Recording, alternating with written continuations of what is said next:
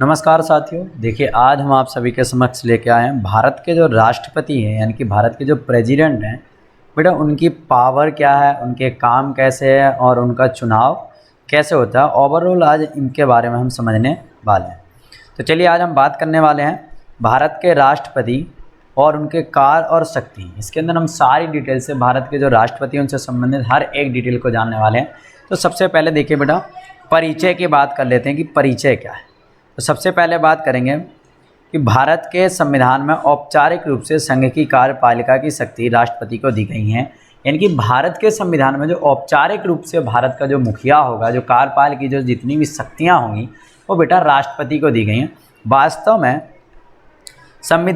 में प्रधानमंत्री के नेतृत्व में बनी मंत्रिपरिषद के माध्यम से राष्ट्रपति इन शक्तियों का प्रयोग करता है। अब क्या राष्ट्रपति स्वयं काम करता है?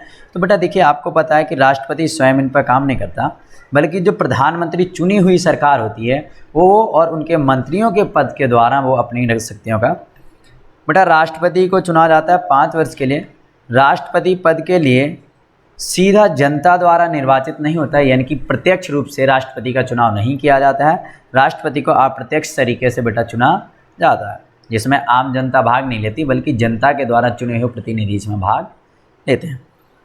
इसका अर्थ है कि राष्ट्रपति का निर्वाचन आम नागरिक बल्कि निर्वाचित विधायक और सांसद करते हैं। जैसे आम नागरिक नहीं करते हैं, जैसे कि हमने बताया कि हर एक सिविलियंस नहीं करता। इनके लिए जो विधायक होते हैं बेटा, जो एमएलए होते हैं और जो सांसद होते हैं, यानी कि स्टॉप पार्लियामेंट के जो अधिकारी होते हैं, जो पार्लियामेंट के मिनिस्टर होते हैं, वो ये निर्वाचन समानुपातिक प्रतिनिधि प्रणाली एकल संक्रमण प्रणाली मत के सिद्धांत पर आधारित है। इनकी समानुपात हर किसी का, यानी कि जो विधायक हैं और सांसदों के वोट एक अलग अनुपात में लिए जाते हैं, एक रेशो में लिए जाते हैं, जिसे समानुपाती या एकल संक्रमण मत के सिद्धांत के रूप में से जाना जाता है। चलिए बात करेंगे बेटा, केवल संसद ही राष्ट्रपति को, अब देखो राष्ट्रपति को अगर हटाना है उसके पद से, तो केवल संसद ही राष्ट्रपति को महाभियोग यानी कि इम्पीचमेंट की प्रक्रिया के द्वारा उसके पद से उसे हटा सकते। महाभियोग केवल संविधान के उल्लंघन के आधार पर लगाया जाता है, यानी कि लगे अगर आपको, यानी कि मंत्रीगणों को लगता है कि जो राष्ट्रपति हैं वो संविधान का उल्लंघन कर रहे हैं, तो वहाँ पर वो बेटा वो महाभियोग जैसे चला सकते हैं, जिससे राष्ट्रपति को हटाया जा सकता है। अब इनके बारे में ओवरऑल हम आगे चल के बात करने वाले हैं। तो ये देखिए, ये हमारा प्यारा भारत है और इससे लगता है आप सभी प्यार करते ही होंगे। और अगर आपको वीडियो अच्छी लग रही हो, अभी तक जो आपने कंटेंट पढ़ा बढ़िया समझ में आ रहा हो, तो अपने दोस्तों को शेयर कीजिए, वीडियो को लाइक और चैनल को सब्सक्राइब करना ना भूलिए। अब बेटा हम बात करने वाले हैं कि ओवरऑल हमारी इस वीडियो में होने क्या वाला है। टेबल ऑफ कंटेंट की बात करें तो सबसे पहले हम बेटा बात करेंगे राष्ट्रपति की योग्यता, यानी eligibility of the post of president, यानी कि आपको राष्ट्रपति बनने के लिए क्या क्या योग्यताएँ होनी जरूरी हैं। राष्ट्रपति का निर्वाचन यानी इलेक्शन ऑफ द प्रेसिडेंट, इनका चुनाव कैसे होता है बेटा। फिर राष्ट्रपति का कार्यकाल टर्म्स ऑफ प्रेसिडेंट कैसे रहेगा। इसके बाद इनकी पावर क्या होंगी, और पावर बेटा इनकी 5 टाइप की हैं, 5 प्रकार की, जैसे कि कार्यपालिका यानी एग्जीक्यूटिव, विधायिका लेजिस्लेटिव, न्यायिक यानी जुडिशियल, सैन्य शक्तियाँ यानी मिलिट्री पावर इनके पास क्या रहने वाली है, और राजनीतिक शक्तियाँ यानी पॉलिटिकल या डिप्लोमेटिक्स पावर इनके पास क्या होने वाली है। लास्ट टॉपिक पर जो हम बात करेंगे बेटा उसका नाम है विशेषाधिकार यानी स्पेशल पावर, जिसमें ये किसी देश के अंदर इमरजेंसी लगा सकते हैं।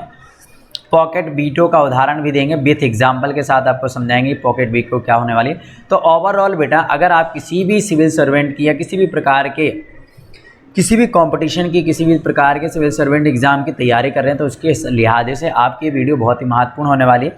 तो वीडियो के अंत तक बने रहिएगा ताकि आपको भी ये वीडियो अच्छी लगे, और अच्छी लग रही हो तो अपने दोस्तों को शेयर करना ना भूलिए। चलिए बात करने वाले हैं बेटा पहले टॉपिक्स की, राष्ट्रपति की योग्यता यानी कि eligibility for the post of president. President के लिए एलिजिबिलिटी क्या होगी, अगर आपको राष्ट्रपति की योग्यता क्या होगी अगर आप राष्ट्रपति पद के लिए होने वाले हो। सबसे पहली योग्यता बेटा, वह व्यक्ति भारत का नागरिक हो। भारत का नागरिक या तो उसका जन्म भारत में हुआ बेटा, या उसके पूर्वज भारत के, यानी उसके पास भारत की सिटीजनशिप होनी चाहिए। कम से कम 35 वर्ष की आयु, यानी जो एज लिमिट है बेटा कम से कम 35 होनी चाहिए, इससे ज़्यादा होगी तो कोई दिक्कत नहीं। भाई लाभ के पद पर ना हो, किसी प्रकार के गवर्नमेंट ऑफिसर या किसी प्रकार की पॉलिटिशियन के ऊपर वो लाभ ना ले रहा हो, यानी कि पैसे ना कमाता हो लाभ। भाई लोकसभा का सदस्य निर्वाचित होने की योग्यता पूरी रखता है, यानी कि वो व्यक्ति जो लोकसभा का चुनाव लड़ने की एलिजिबिलिटी रखता है, उसका सदस्य बनने के लिए जो भी नियम हैं, जो भी योग्यताएं हैं उन्हें पूरा करता है शर्तों को, तो वो व्यक्ति राष्ट्रपति के लिए चुना जा सकता है। चलिए बात करेंगे बेटा सेकंड टॉपिक, जो कि राष्ट्रपति का निर्वाचन यानी कि इलेक्शन ऑफ द प्रेसिडेंट की बात की गई है कि कैसे होगा। तो सबसे पहले राष्ट्रपति का निर्वाचन अनुपातिक प्रतिनिधि द्वारा एकल संक्रमण मत से गुप्त मतदान हुआ होता है, यानी एकल मत यानी एक व्यक्ति एक वोट डालेगा। अनुपातिक मतलब बेटा रेशियो में होगा। दूसरी बात, नीचे एक एग्जाम्पल के साथ हम आराम से आपको समझाएंगे। राष्ट्रपति का निर्वाचन अप्रत्यक्ष रूप से होता है, जैसे कि हम बात कर चुके हैं। इसमें प्रत्येक व्यक्ति, प्रत्येक सिविलियन सिटीजनशिप जो सिटीजन पर्सन होते हैं वो इसमें भाग नहीं लेते, बल्कि इनके द्वारा चुने हुए एमएलए होते हैं जो, या फिर राज्यसभा और विधानसभा के जो सदस्य होते हैं बेटा, राज्यसभा और लोकसभा विधानसभाओं के जो सदस्य होते हैं वो इन सभी के वोटों के द्वारा राष्ट्रपति का चुनाव किया जाता है। भारतीय संविधान में 70वें संविधान संशोधन यानी कि 70वें संविधान संशोधन में 1952 में हुआ था। पुडुचेरी तथा दिल्ली की विधानसभा के निर्वाचन सदस्यों को भी इसमें शामिल किया गया, यानी कि 1992 से पहले पुडुचेरी और दिल्ली के विधानसभा के सदस्यों को इसमें भाग नहीं दिया जाता था, लेकिन 70वें संविधान के द्वारा इन्हें जोड़ दिया गया।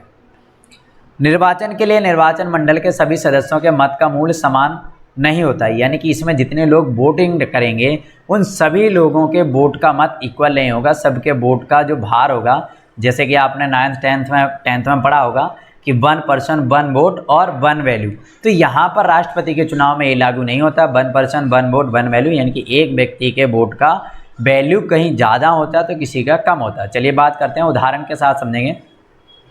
जैसे मान लीजिए आंध्र प्रदेश की जनसंख्या ये रही बेटा, आपके सामने रही, और विधानसभा सदस्यों की संख्या 294 है। सबसे पहले आप क्या करेंगे बेटा, इस पूरी जनसंख्या जो कि आंध्र प्रदेश की पॉपुलेशन होने वाली, उस पॉपुलेशन को क्या करेंगे, उसकी जो विधानसभा के सदस्यों की संख्या उससे भाग देंगे, और जो बेटा शेषफल बचेगा उस शेषफल को कितने से बेटा 1000 से भाग देंगे। तो देखिए ये हमारे पास शेषफल आया था 1,47,968 पॉइंट में कुछ था। 1000 से जब उसे भाग किया बेटा तो 48 नॉर्मल निकला, बाकी पॉइंट में जो संख्या आ रही थी वो हमने हटा दी, यानी कि एक विधायक का मूल्य यहाँ पर 148 वोट होगा। यानी ये आपको मिल गया रेशो कि हर एक विधायक का मत बराबर नहीं होता। ऐसे ही बेटा देखिए ये तो हमने पढ़ा था किसका, विधानसभा के सदस्य का। अब सांसदों की बात करें तो सांसद सदस्यों का मत मूल्य निकालने के लिए राज्य की विधानसभाओं के कुल मत मूल्यों में सांसद के दोनों सदनों के निर्वाचन सदस्यों की संख्या, जैसे लोकसभा के सदस्य कितने हैं बेटा, तो आपको पता होना चाहिए लोकसभा सदस्य 545 हैं और राज्यसभा के सदस्य बेटा 245 हैं। इन दोनों से मिलाकर भाग दे दो तो वहाँ पर आपका निकलेगा एक सांसद सदस्य के मत का मूल्य कितना होगा। चलिए बेटा आशा करता हूँ कि आपको ये 2 टॉपिक्स बहुत ही अच्छे से आए होंगे। अब हम बात करने वाले टॉपिक नंबर 3 यानी राष्ट्रपति का कार्यकाल, टर्म्स ऑफ प्रेसिडेंट। सबसे पहला टॉपिक है बेटा, राष्ट्रपति का कार्यकाल 5 वर्ष का होता है। एक ही व्यक्ति जितनी बार चाहे राष्ट्रपति के पद पर निर्वाचित हो सकता है, इस पर कोई सीमा निर्धारित नहीं है। अर्थात राष्ट्रपति का जो कामकाल है बेटा 5 साल के लिए होता है और इसमें एक व्यक्ति कई बार राष्ट्रपति बन सकता है, मतलब इस पर कोई समय सीमा नहीं है कि आप एक बार बन गए तो दोबारा नहीं बन सकते। हर 5 वर्ष पूर्व स्वयं त्यागपत्र उपराष्ट्रपति को देकर पद से हट सकता है, या तो 5 वर्ष से पहले अगर किसी राष्ट्रपति को हटना है तो वो स्वयं अपनी इच्छा से त्यागपत्र उपराष्ट्रपति को देगा। तो ये ध्यान रख लेना, राष्ट्रपति अपना त्यागपत्र उपराष्ट्रपति को देगा, उपराष्ट्रपति अपना त्यागपत्र राष्ट्रपति को देगा। तो अभी आपको बताना है कि वर्तमान में भारत के उपराष्ट्रपति कौन थे जिन्होंने अपना इस्तीफा दे दिया है, अपना त्यागपत्र दे दिया है। अनुच्छेद 61 के अनुसार राष्ट्रपति को 5 वर्ष से पूर्व महाभियोग लगाकर एवं सिद्ध करके हटाया जा सकता है। यानी कि अगर आप महाभियोग लगाते हैं तो इस सांसद द्वारा लगाया जाता है। और बेटा महाभियोग किस वजह से लगाया जाता है ये आप कमेंट करके ज़रूर बताएंगे। और दूसरी चीज़, आप महाभियोग लगाने मात्र से नहीं हटोगे बेटा, उसे सिद्ध करना होगा आपको कि क्या आपने जो महाभियोग लगाया था वो सिद्ध कर पाओगे, तभी वहाँ से आप राष्ट्रपति को उसके पद से हटा सकते हो, क्योंकि राष्ट्रपति फर्स्ट पर्सन ऑफ कंट्री है हमारे देश के लिए। महाभियोग संसद के किसी भी सदन में राज्यसभा या लोकसभा में प्रारंभ किया जा सकता है, यानी कि दोनों संसद के निचले सदन या ऊपरी सदन दोनों में से स्टार्ट किया जा सकता है। महाभियोग संविधान के उल्लंघन के संबंध में लगाया जाता है और इसके लिए 14 दिन पूर्व लिखित सूचना देकर आशय संकल्प पारित किया। यानी कि आपको महाभियोग लगाना है तो ये बेटा संविधान का जब उल्लंघन किया जाता है तब लगाया जाता है और इसके लिए आपको 14 दिन पहले एक लिखित सूचना देकर बताना पड़ेगा। और जब आप महाभियोग लगाओगे तो राष्ट्रपति को महाभियोग के अन्वेषण के समय स्वयं उपस्थित होना अथवा अपना पक्ष प्रस्तुत करने का अधिकार है। पद पर रहते हुए किए गए कार्य के न्यायालय के प्रति उत्तरदायी नहीं है। यानी कि अगर किसी राष्ट्रपति पे ये चलाया गया महाभियोग तो वो स्वयं आएगा और अपनी पैरवी करेगा, अपने पक्ष में उसे तर्क देने का अधिकार है, अपने पक्ष की पैरवी करने की उसे अधिकार दिया जाता है।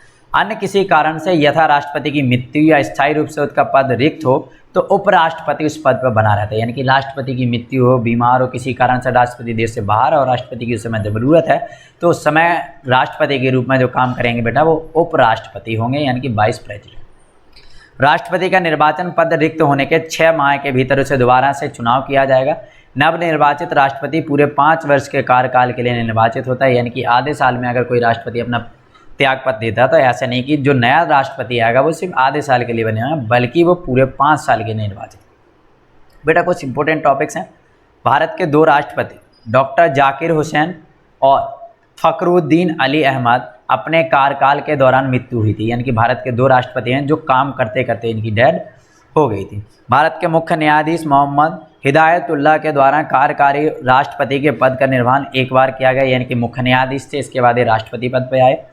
जुलाई 1977 में नीलम संजीव रेड्डी राष्ट्रपति के रूप में निर्विरोध निर्वाचित हुए कि इनके विरोधी कोई था ही नहीं, अकेले व्यक्ति थे जो राष्ट्रपति पद के लिए लड़े और निर्वाचित हो गए। राष्ट्रपति या उपराष्ट्रपति के निर्वाचन से संबंधित संदेह विवाद का निर्धारण उच्च न्यायालय करेगा। कौन करेगा बेटा? सर्वोच्च न्यायालय यानी सुप्रीम कोर्ट। बेटा चौथा टॉपिक्स आपका होने वाला है वो है राष्ट्रपति की शक्तियाँ, पावर ऑफ प्रेसिडेंट, यानी कि इनकी शक्तियाँ क्या क्या हैं। तो सबसे पहली शक्ति की बात करेंगे बेटा, पहली शक्ति है आपकी कार्यपालिका शक्ति, यानी कि एग्जीक्यूटिव पावर। एग्जीक्यूटिव पावर क्या होगी? यानी काम करने के रूप में राष्ट्रपति के पास क्या क्या पावर होंगी। सबसे पहले यद्यपि राष्ट्रपति शासन का वास्तविक प्रधान नहीं है, आपको पता है राष्ट्रपति किसी शासन का प्रधान नहीं है, फिर भी शासन के सभी कार्य उसी के नाम पर होते हैं। जैसे हमने पढ़ा था कि भारत में राष्ट्रपति नाम मात्र का मुखिया होता है, सारा काम कौन करते हैं बेटा? प्रधानमंत्री जी। राष्ट्रपति कार्यपालिका शक्ति का प्रयोग मंत्रिपरिषद जिसका प्रधान प्रधानमंत्री होते हैं उनकी सलाह पर करते हैं। और संविधान के बेटा 42वें संविधान संशोधन द्वारा राष्ट्रपति मंत्रिपरिषद की सलाह मानने के लिए बद्ध कर दिया गया है। यानी कि 42 संविधान संशोधन से पहले राष्ट्रपति मंत्रिपरिषद की सलाह मानने के लिए बाध्य नहीं थे, लेकिन अब अनिवार्य कर दिया कि राष्ट्रपति को उनकी सलाह माननी पड़ेगी। सबसे पहले बात करें बेटा राष्ट्रपति किन्हें नियुक्त करता है, यानी राष्ट्रपति किस किस को उसके पद पर नियुक्त करता है। तो सबसे पहला प्रधानमंत्री की नियुक्ति राष्ट्रपति करते हैं। प्रधानमंत्री के जो मंत्रिपरिषद हैं उनकी नियुक्ति राष्ट्रपति करता है। भारत के महान्यायवादी यानी कि जो भारत के चीफ जस्टिस होते हैं उनकी नियंत्रण, लेखपाल परीक्षण इनकी रियायती। उच्चतम न्यायालय के न्यायाधीश, हाई कोर्ट के जो न्यायाधीश होंगे उनकी। राज्यपाल की नियुक्ति यानी कि गवर्नर को कौन शपथ दिलाता है? तो राष्ट्रपति। उच्च न्यायालय के न्यायाधीश, हाई कोर्ट, सुप्रीम कोर्ट के न्यायाधीश को। संघ लोक सेवा के अध्यक्ष और सदस्य यानी कि जो इसके अध्यक्ष होंगे, जो इसके सदस्य होंगे, इनकी नियुक्ति। वित्त आयोग यानी कि फाइनेंस मिनिस्टर, मुख्य तथा अन्य आयुक्त, इन सभी की नियुक्ति बेटा कौन करता है? राष्ट्रपति करता है। चलिए बेटा बात करते हैं राष्ट्रपति को इनके पद से हटाने का अधिकार है, यानी राष्ट्रपति किस किस को उसके पद से हटा सकता है। राष्ट्रपति को इन्हें पद से हटाना है। सबसे पहला मंत्रिपरिषद में से किसी भी मंत्री को उससे पद से हटाने का अधिकार राष्ट्रपति को। बेटा राज्यपाल राष्ट्रपति की मर्जी के हिसाब से शासन चलाएगा। जब राष्ट्रपति को पसंद नहीं आएगा तो वो राज्यपाल को चेंज कर सकते हैं। उच्च न्यायालय की रिपोर्ट पर लेख सेवा आयोग के जो संघ या अध्यक्ष होते हैं उन्हें भी हटा सकते हैं बेटा। संसद की रिपोर्ट पर उच्चतम न्यायालय या उच्च न्यायालय के न्यायाधीश का निर्वाचन आयुक्त द्वारा हटाया जाता है। देखिए बेटा 0 से 0 इंस्टीट्यूट और मिशन पॉजिटिव यूपीएससी चैनल के द्वारा आप सभी को ये फ्री प्रोवाइड किया जाता है। तो आपसे सिर्फ एक ही चीज़ की विनती है कि आप प्लीज़ इस चैनल को सब्सक्राइब, लाइक करें और अपने दोस्तों के साथ शेयर करते रहें ताकि ऐसी वीडियो आए तो सबसे पहले आप तक पहुँच जाए। बात करते हैं बेटा 4.2 यानी कि विधायी शक्तियाँ की लेजिस्लेटिव पावर। लेजिस्लेटिव पावर क्या होती है बेटा? तो सबसे पहले राष्ट्रपति संसद का अभिन्न अंग है, एक बहुत महत्वपूर्ण भाग है बेटा। संसद द्वारा पारित कोई भी विधेयक तभी कानून बनता है जब उस पर राष्ट्रपति के हस्ताक्षर हो जाते हैं। यानी कि संसद क्या करती है बेटा? लेजिस्लेटिव क्या करती है बेटा? कानून को क्रिएट करती है, लॉ को क्रिएट करती है। और ये लॉ बेटा तभी माने जाएंगे जब उस पर राष्ट्रपति के सिग्नेचर हो जाए, हस्ताक्षर आ जाए। राष्ट्रपति संसद के सदनों में आहूत करने, सत्र आहन करने और लोकसभा का विघटन करने की शक्ति रखता है। यानी कि जब लेजिस्लेटिव का सत्र स्टार्ट होता है, यानी कि उनकी पहली जो मीटिंग होगी जिसमें बहस होती है, तो सबसे पहले पहली मीटिंग बुलाने का काम राष्ट्रपति का है। लोकसभा को विघटन करने का, ख़त्म करने का भी अधिकार राष्ट्रपति के पास।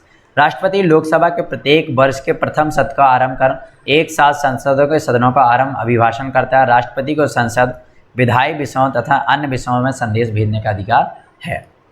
चलिए बेटा, थर्ड बात जो तीसरा पॉइंट होने वाला, राष्ट्रपति अलंग भारतीय समुदाय के 2 व्यक्तियों को लोकसभा तथा साहित्य, कला, विज्ञान और समाज के क्षेत्र में 12 व्यक्तियों को राज्यसभा में मनोनीत, यानी 2 व्यक्ति ऐसे होंगे बेटा जो अलंग भारतीय समुदाय के होंगे, 12 व्यक्ति बेटा ऐसे होंगे जो राज्य के लिए कला हो गया, साहित्य, कला और विज्ञान, समाज सेवा से संबंधित होंगे, जिन्हें राष्ट्रपति स्वयं नियुक्ति करेगा, मनोनीति करेगा, उनके पद को देगा।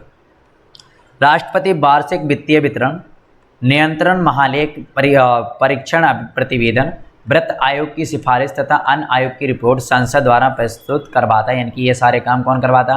फाइनेंस हो गया, लेख परीक्षण हो गया, वित्त आयोग की सिफारिश, इन सभी को प्रस्तुत कौन करवाता है बेटा? राष्ट्रपति की सहमति पर किए जाते हैं। कुछ विषयों से संबंधित विधायक सांसदों में प्रस्तुत करने वाले पूर्व राष्ट्रपति की अनुमति आवश्यक होती है। कुछ विधेयक यानी कुछ कानून ऐसे होते हैं कि उन्हें प्रस्तुत करने से पहले, संसद में प्रस्तुत करने से पहले राष्ट्रपति की आवश्यकता बहुत ज़रूरी होती है, अनुमति। जैसे राज्य की सीमा में परिवर्तन करना हो बेटा, किसी भी राज्य की सीमा कम या बढ़ करनी हो, धन विधेयक यानी कि जो आपका बजट है उसे पेश करना हो, आर्टिकल 31(1) में यानी कि अनुच्छेद 31 का 1 में वर्णित विषय यदि किसी संबंधित विधेयक किसी भी विधेयक को अनुमानित दे सकता है, यदि पुनर्विचार के लिए वापस भेज भी सकता है। यानी कि आर्टिकल 31 का 1 के तहत राष्ट्रपति या तो विधेयक को सम्मति दे सकता है या फिर वो पुनः विचार के लिए भी उसे वापस कर सकता है। छठा पॉइंट है, उस पर अपनी अनुमति रोक भी सकता है, यानी कि वो चाहे तो अपनी अनुमति नहीं दे।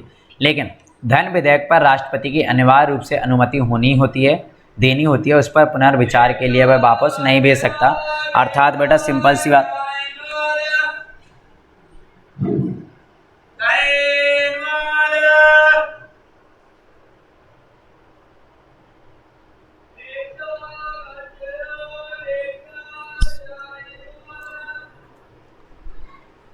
देखिए बेटा हम क्या बात कर रहे थे, उस पर अपनी अनुमति दे सकता है, रोक नहीं सकता। क्या कहते हैं कि राष्ट्रपति बेटा धन विधेयक पर अपनी अनुमति रोक तो सकता है, लेकिन धन विधेयक पर राष्ट्रपति को अनिवार्य रूप से अपनी अनुमति देना होता है, उसे पुनः विचार के लिए वो वापस नहीं भेज सकता, चाहे वो समय ले सकता है।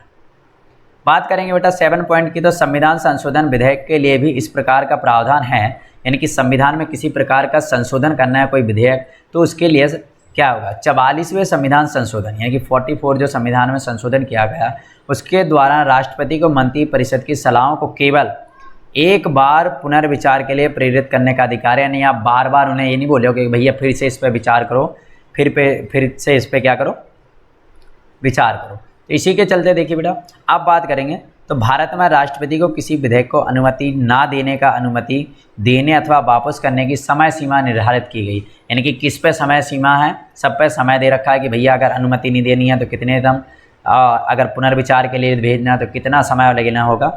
इसका अर्थ यह हुआ कि किसी भी विधेयक पर राष्ट्रपति चाहे तो अपने पूरे कार्यकाल में कोई मंतव्य नहीं दे सकता, यानी कि वो चाहे तो अपना विचार ना दे, क्योंकि समय सीमा है। यदि वह ऐसा करता है तो इसको वीटो माना जाता है। यानी कि अगर राष्ट्रपति किसी विधेयक पर अपनी अनुमति नहीं दे रहा, ना उसके बारे में कुछ बता रहा, इसका मतलब है अपनी वीटो यानी अपनी पावर का प्रयोग करे। इस प्रकार वीटो को पॉकेट वीटो नाम से जाना जाता है, जिसके बारे में हम लास्ट में एग्जाम्पल के तौर से इसे बहुत प्यार से समझेंगे, जो कि ऐसा एक बार ही हुआ अभी तक हमारे देश में, जो कि 1986 में हुआ था, 1986 में। 10वां जो पॉइंट होने वाला है बेटा उसकी बात कर रहे हैं हम, 10वें पॉइंट की बात करेंगे, ठीक है। 10वां पॉइंट है, राज्यपाल द्वारा राष्ट्रपति की अनुमति के लिए आरक्षक विधेयक के राष्ट्रपति पुनर्विचार के लिए लौटा सकता है। तो अभी देखिए अगर आप देखो तो अभी जहाँ पर हैदराबाद का एक केस चला था उसमें ये राज्यपाल और राष्ट्रपति इसी विधायक पर बात चली है कि राज्यपाल द्वारा राष्ट्रपति की अनुमति के लिए जो आरक्षक विधेयक है राष्ट्रपति पुनर्विचार के लिए लौटा सकता है, लेकिन 6 माह की अवधि यदि वह राज्य विधानमंडलों द्वारा पुनर्विचार के पश्चात प्रस्तुत किया गया है और 6 महीने में अगर आपने उसे नहीं लौटाया तो इसके लिए आपको जवाब देना पड़ेगा। तो भी उस अनुमति के लिए वह बाध्य नहीं था। राष्ट्रपति इसे अनिश्चित काल के लिए अपने पास रख सकता है, लेकिन धन विधेयक को वह अनुमति प्रदान करता है, इनकार नहीं करता है और पुनर्विचार के लिए नहीं भेजता।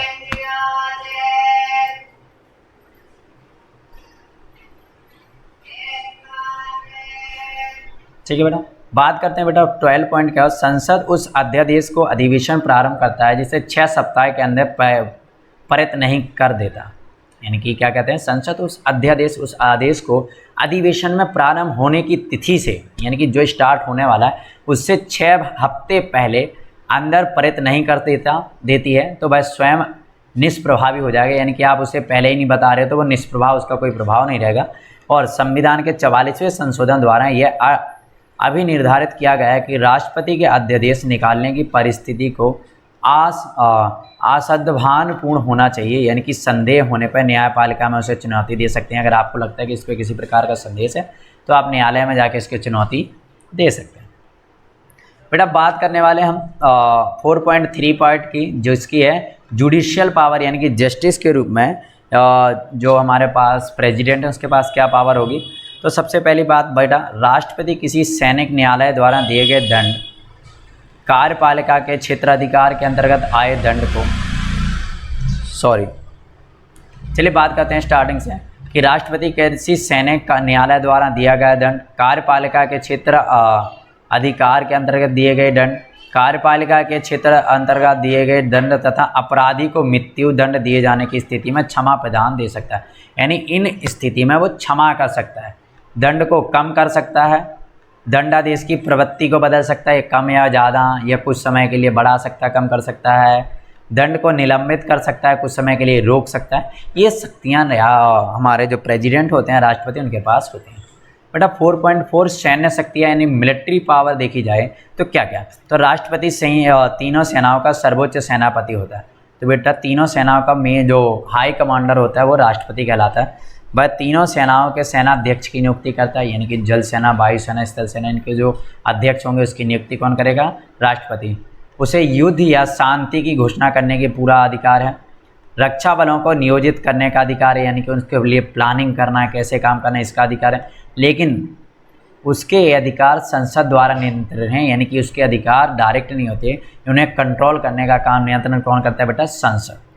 5वीं देखा पॉलिटिकल शक्ति क्या बाद में करें, यानी कि डिप्लोमेटिक्स पावर क्या होगी राजनायक के रूप में। तो राष्ट्रपति संसद की विधि के अधीन राजनायकों को विदेशों में नियुक्त करता है, यानी कि विदेशों में जो भारत के जैसे विदेश मंत्री हो गए, जो भारत से बाहर रहते हैं, बाहर के राजनायकों का परिचय पत्र ग्रहण करता है, बाहर से जो लोग अपने मैसेज भेजते हैं कि ऐसा है वो, इसके बारे में इंफॉर्मेशन।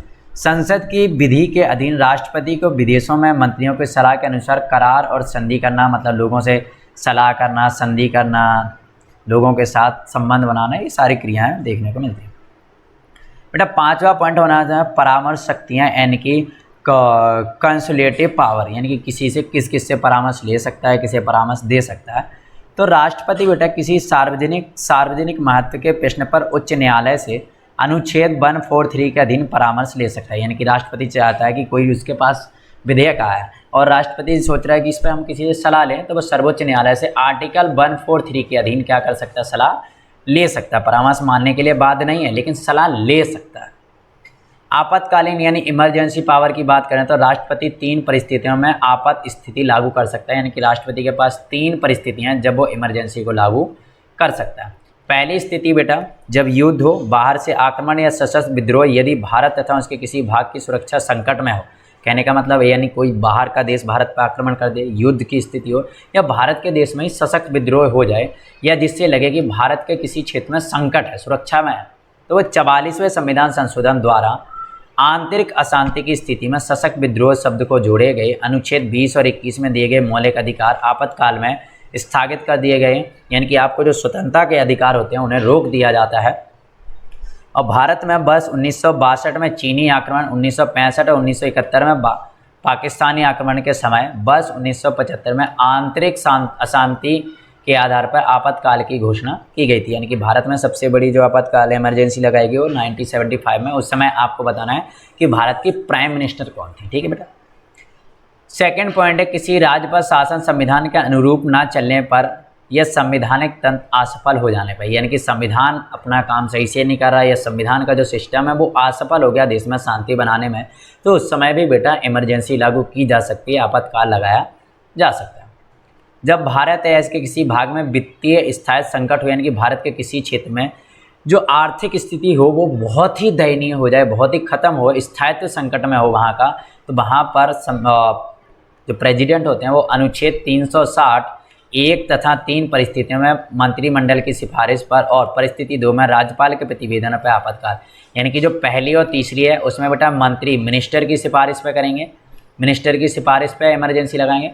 बेटा जो सेकंड है जिसमें किसी संविधान का असफल हो जाना, उसमें बेटा राज्यपाल की अनुमति के दौर पे क्या इमरजेंसी लागू की जा सकती है। विशेष अधिकार यानी स्पेशल पावर की बात करें बेटा तो संवैधानिक रूप में राष्ट्रपति सभी महत्वपूर्ण मुद्दों मंत्रिपरिषद की कार्रवाई के बारे में सूचना प्राप्त करने का अधिकार, यानी मंत्रिपरिषद किस बात पर बात कर रही है, क्या बहस चल रही है, क्या मुद्दे, इन सभी की सूचना प्राप्त करने का अधिकार रखता है। प्रधानमंत्री यह कर्तव्य है कि वह राष्ट्रपति द्वारा मांगी गई सभी सूचनाएं उसे दें। प्रधानमंत्री का अधिकार है, उनका कर्तव्य है कि वो राष्ट्रपति को सभी प्रकार की सूचना दें। राष्ट्रपति प्रायः प्रधानमंत्री को पत्र लिखता है और देश के किसी समस्या पर अपने विचार व्यक्त करता है। इसके अतिरिक्त कम से कम 3 अथवा अवसरों पर वह विशेष अधिकारों का प्रयोग करेगा। अब 3 ऑप्शन है जहां पर वो अपने विशेष अधिकारों का उपयोग करेगा। सबसे पहला, राष्ट्रपति मंत्रिपरिषद की सलाह को लौटा सकता है, उसका मन है कि नहीं भैया ये अच्छी नहीं है तो इस पर आप दोबारा लौटो। पुनः विचार के लिए कह सकता है। ऐसा करने के लिए वह अपने विवेक का प्रयोग करता है। जब राष्ट्रपति ऐसा लगाता है कि सलाह में कुछ गलती है, यानी कि राष्ट्रपति को ऐसा लगता है कि अभी जो इन्होंने विधेयक लाए हैं इसे पुनः विचार करो, इसमें कुछ कमी है या कानूनी रूप से कुछ कमियां रह गई हैं या फैसला देश के हित में नहीं है, तो मंत्रिपरिषद से पुनः निर्माण यानी पुनः विचार के लिए कह सकता है। यद्यपि मंत्रिपरिषद पुनः विचार के बाद उसे वही सलाह द्वारा दे सकता है, यानी कि पुनः विचार के बाद वापस भेज सकते हैं, तब राष्ट्रपति उसे मानने के लिए बाध्य भी होगा। तथापि राष्ट्रपति के द्वारा आप में काफ़ी मायने रखा है, अतः एक तरीके से राष्ट्रपति अपने विधेयक के आधार पर अपनी शक्ति का प्रयोग कर सकता है। सेकंड पार्ट है बेटा राष्ट्रपति के पास एक पावर होती है जिसे वीटो पावर निषेधाधिकार कहते होती है, जिससे वह संसद द्वारा पारित किसी विधेयक जैसे धन विधेयक को छोड़कर, यानी कि सारे विधेयक की बात करेंगे लेकिन जो फाइनेंस जो आपका वित्त विधेयक है उसे छोड़कर पर स्वीकृति देने में विलंब कर सकता है, यानी देरी कर सकता है, स्वीकृति देने से मना भी कर सकता है और संसद द्वारा पारित किसी विधेयक को कानून बनाने में पूर्व राष्ट्रपति स्वीकृति भेज सकता है और राष्ट्रपति संसद को लौटा भी सकता है पुनर्विचार के लिए, और इसी को कहते हैं वीटो की यह शक्ति, वीटो पावर सीमित, क्योंकि संसद इसी विधेयक को दोबारा पारित कर दे और राष्ट्रपति के पास भेजे तो राष्ट्रपति को इस पर स्वीकृति देनी पड़ती है। यानी कि पहली बार राष्ट्रपति से क्या कर सकता है बेटा, रिटर्न कर सकता है, जब दोबारा संसद इसे भेजेगी तो इसमें राष्ट्रपति को अपनी स्वीकृति देना अनिवार्य होगी। लेकिन संविधान में राष्ट्रपति के उस पर अपनी स्वीकृति देना पड़ेगी, लेकिन संविधान में राष्ट्रपति की ऐसी कोई सीमा निर्धारित नहीं है जिसके अंदर की बात विधेयक को पुनर्विचार के लिए लौटाना पड़े, मतलब कितना समय लेना है इसकी कोई इसमें लिखित वर्णन नहीं है। इसका अर्थ यह हुआ कि राष्ट्रपति किसी विधेयक को बिना किसी समय सीमा के अपने पास निलंबित रख सकता है, यानी अपने पास रख लेगा जब तक उसका मन ना चाहे। इससे राष्ट्रपति को औपचारिक रूप से अपने वीटो की प्रभावी ढंग प्रयोग में लाने का अवसर देखने को आपको मिल जाएगा। तीसरा पॉइंट है बेटा तीसरे प्रकार का विशेषाधिकार, राजनीतिक परिस्थितियों के कारण पैदा हुई औपचारिक रूप से राष्ट्रपति प्रधानमंत्री की नियुक्ति करता है। राष्ट्रपति किसकी? प्रधानमंत्री की नियुक्ति करता। सामान्यतः अपनी संसदीय व्यवस्था में लोकसभा के बहुमत दल के नेता प्रधानमंत्री के ऊपर नियुक्त होता है। तो आपको पता ही है कि संसद के अंदर जो बहुमत दल का नेता होता है वही क्या करता है, प्रधानमंत्री होता है, और इसलिए इसकी नियुक्ति राष्ट्रपति के विशेष अधिकार का कोई प्रश्न नहीं है। यानी कि राष्ट्रपति प्रधानमंत्री की नियुक्ति में उसका कोई विशेष अधिकार नहीं आता। लेकिन उस परिस्थिति की परिकल्पना करें जिसमें चुनाव के बाद किसी भी नेता को लोकसभा में बहुमत प्राप्त ना हो। इसके अतिरिक्त यह भी सोच सकता है, अब मानो इलेक्शन होता है और किसी भी पार्टी को बहुमत दल नहीं होता या गठबंधन नहीं बनता है, गठबंधन बनाने के प्रयास के बाद भी 2 या 3 नेता इस दबाव करें कि लोकसभा में बहुमत प्राप्त हो, यानी कि गठबंधन कर लिया फिर भी 2-3 लीडर खड़े हैं, तो क्या होगा? तब राष्ट्रपति को यह निर्णय करना है कि किसको प्रधानमंत्री नियुक्त करें। यानी कि उस समय कौन निर्णय करेगा बेटा? राष्ट्रपति निर्णय करेंगे कि कौन प्राइम मिनिस्टर बनेगा। और इस परिस्थिति में राष्ट्रपति को अपने विशेष अधिकार का प्रयोग कर यह निर्णय लेना होता है कि किस बहुमत का समर्थन प्राप्त या कौन सरकार बना सकता है और कौन सरकार चला सकता है। चलिए बात करेंगे वर्ष 1989 के बाद प्रमुख राजनीतिक परिवर्तन के कारण राष्ट्रपति पद का महत्व बहुत बढ़ गया है। यानी कि 1989 के बाद 1989 से वर्ष 1998 तक हुए 4 संसदीय चुनाव में किसी भी दलीय गठबंधन के लोकसभा में स्पष्ट बहुमत नहीं मिला और इन परिस्थितियों की मांग थी कि राष्ट्रपति हस्तक्षेप करें तो सरकार का गठन कराएं और प्रधानमंत्री द्वारा लोकसभा में बहुमत सिद्ध करने के लिए सलाह भंग कर दें। 7 पॉइंट जो बेटा हमने लास्ट के लिए रखा था, वीटो, पॉकेट वीटो का एक उदाहरण बात करने वाले हैं। तो हम जानते हैं कि विधेयक को स्वीकृति देने के लिए इस संबंध में राष्ट्रपति कोई समय सीमा नहीं है। इसी से संबंधित एक मुद्दा बात करेंगे बेटा, जो कि वर्ष 1986 में संसद ने भारतीय पोस्ट ऑफिस संशोधन विधेयक यानी कि the Indian post office amendments bill 1986 पारित किया। अनेक लोगों ने इसकी आलोचना की, बुराइयां की, क्योंकि विधेयक प्रेस की स्वतंत्रता को बाधित कर रहा था। यानी कि जो आपका प्रेस है, मीडिया, इसकी जो फ्रीडम था उसको रोक रहा था। तत्कालीन राष्ट्रपति ज्ञानी gel Singh, president gel Singh ने उस पर कोई निर्णय नहीं लिया, यानी उन्होंने कोई डिसीजन नहीं दिया। उनका कार्यकाल समाप्त होने के बाद अगले राष्ट्रपति वेंकटेरमण ने उसे पुनर्विचार के लिए संसद को लौटा दिया। तब तक वह सरकार चली गई जिसने धन विधेयक पेश किया था। यानी कि जब तक वो उन्होंने वापस रिटर्न किया है, विचार दोबारा से पुनः विचार के लिए भेजा, जब तक वो सरकार जिसने ये पेश किया था वो सरकारी पावर में नहीं रही।